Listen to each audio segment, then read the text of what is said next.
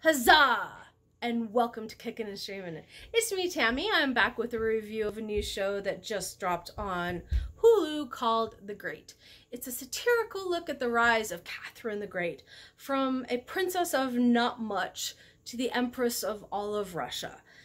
I really enjoyed this. I saw the ads for it and I was very intrigued, and I'm glad to say that I sat down and watched it. There is only 10 episodes, so it makes it really not hard to get through, though it did for me. Normally I'm able to binge, but because I started late one night, I needed to break it up. But I still managed to watch it in 2 days. Definitely binge worthy. One of the things that was really intriguing to me was the fact that each episode had a disclaimer that said an occasionally true story. Now, I am a history buff. I love history and am always going, what happened here? And so this show made me want to go and find out what actually happened and a little bit more about Catherine and how influential she was in her day as the Empress of all of Russia.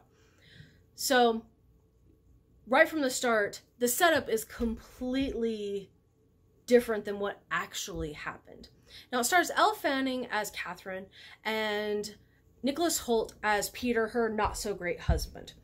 So when they were originally married, they were actually married for 17 years before she became, well, before Peter became emperor and she became empress. So, but this starts out and he is already emperor when they get married. And so right there, you know that this is their own interpretation of how they wanted to view this, set up the storytelling aspects of this show.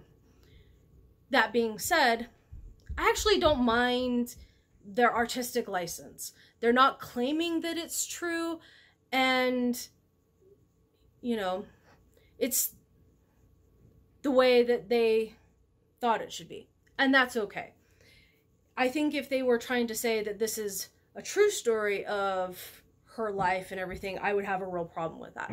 But because they're having fun and really turning that, you know, artistic eye to a unique situation, I think it's okay and it works.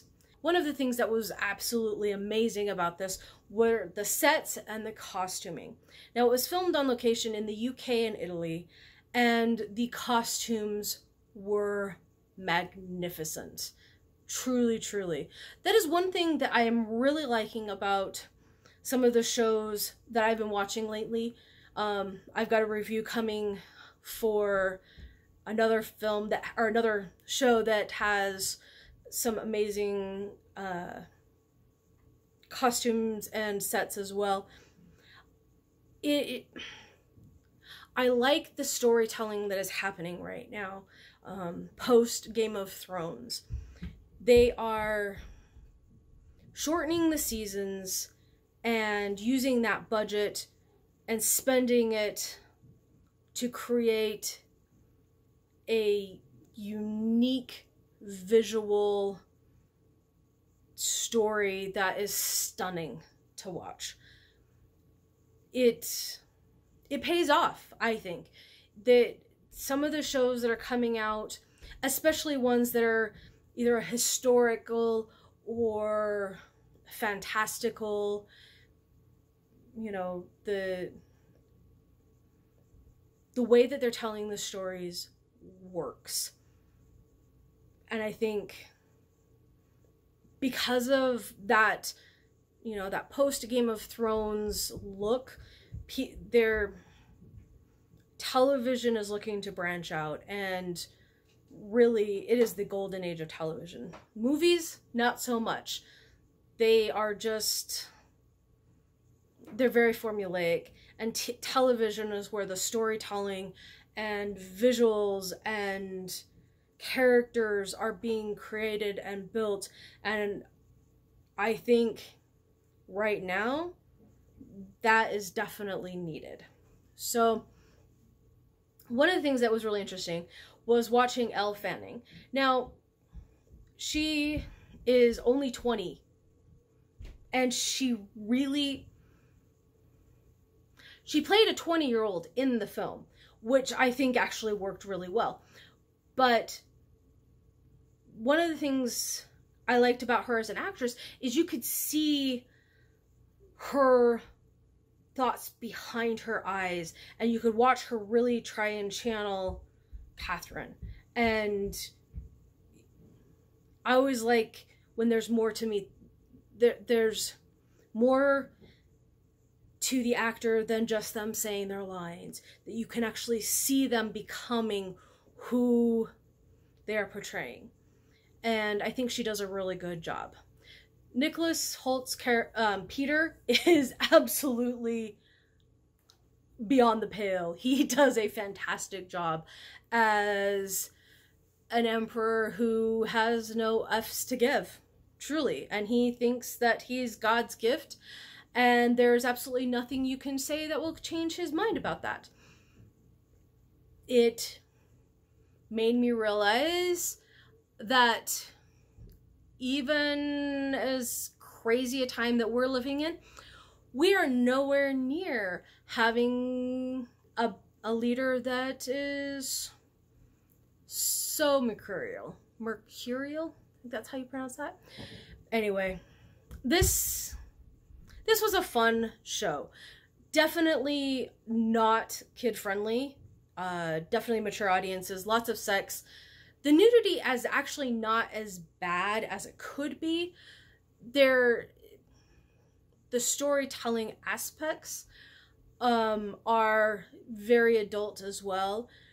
The language is very graphic. And if you are not comfortable having your kids see that, you would not want them to watch this.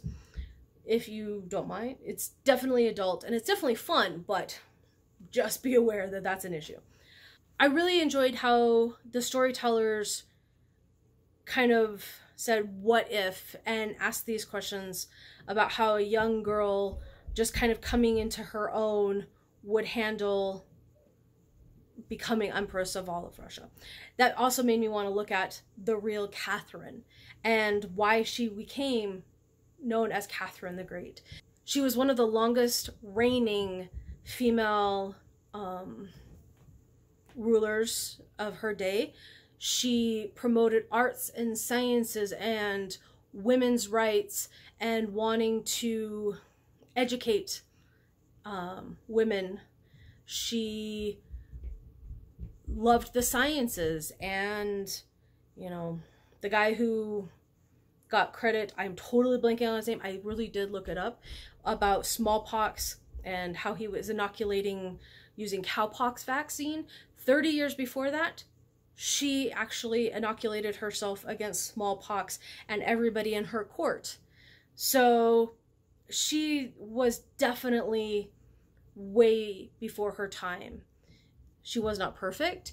There was a lot of wars that happened under her reign. She made poor choices, but in general tried really hard to do well by her people. So there is another version or another production about Catherine the Great that stars Helen Mirren that's very much more accurate representation. But this one was a lot of fun and witty and really just made you kind of take a look, at yourself through the lens of history. I hope everyone is staying safe and saying that you're enjoying whatever it is you're watching, whether from the comfort of your couch or the comfort of your bed. And I can't wait to see everyone back in the gloriousness of the movie theater. And stay safe and sane, and I will see you guys again soon. Bye-bye.